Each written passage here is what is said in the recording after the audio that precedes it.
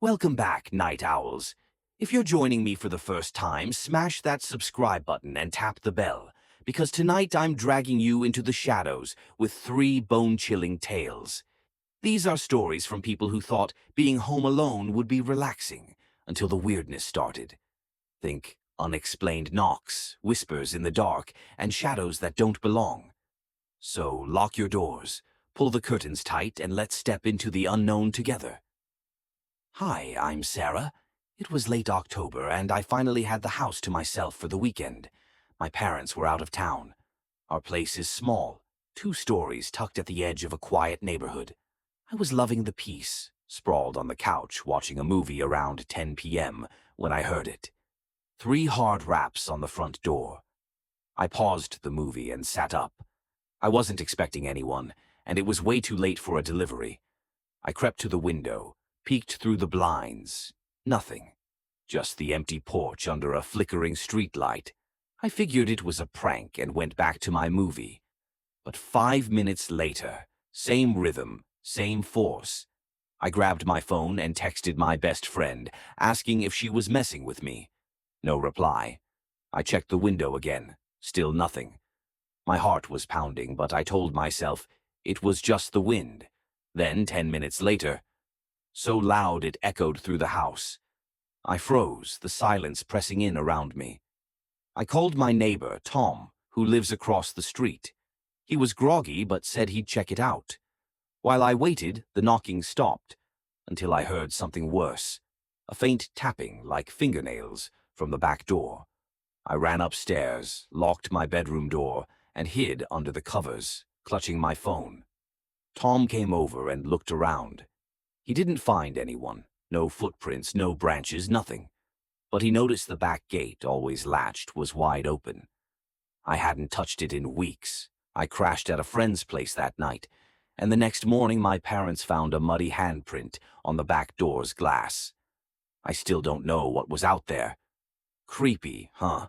Let's move to the next one. Hey, I'm Jake. I was 19, staying in my family's old farmhouse while they were on vacation. It's a big, creaky place, miles from anyone, but I liked the quiet. That changed on the 3rd night. I was in the kitchen making a sandwich when I heard something faint, like a whisper. I thought it was the wind, but then it came again, clearer. My name hissed from somewhere in the house. I dropped the knife and just stood there, listening. I shouted, "Hello?" Nothing but silence. I brushed it off as my imagination and went to bed. But at 2 a.m. I jolted awake to it again. It was closer now, like it was right in the wall by my bed. I flipped on the light, checked the room, empty. I even looked outside, but the fields were dark and still. The next night it wouldn't stop. The whispering went on, soft but relentless. I barely slept. By morning I was done. I grabbed my phone and recorded it to prove I wasn't crazy. Listening back, I heard my name. And then something worse. A deep, creepy laugh I hadn't noticed live. I packed a bag and stayed with a friend until my family got back. We searched the house, nothing explained it. The weirdest part? When I played the recording for my dad, it was just static. I've never stayed there alone since. Chilling, right? Here's the last one. I'm Emily. I was 25, living in a small apartment. One Friday night, my roommates were out, and I was binge-watching a show in the living room. Around midnight, I heard a creak from the hallway. I muted the TV and listened. Another creak, like footsteps. I thought it was the building settling, but then I saw a shadow slide across the wall. Tall, human-shaped, moving toward the kitchen. My stomach dropped. I'm on the 3rd floor. No one could get in without a key. I grabbed a kitchen knife and yelled, "Who's there?" No answer. Just more creaking. I edged to the hallway and flipped on the light. Nothing. It was empty. I checked every room, every closet. Nothing. Relieved, I locked my bedroom door and tried to sleep.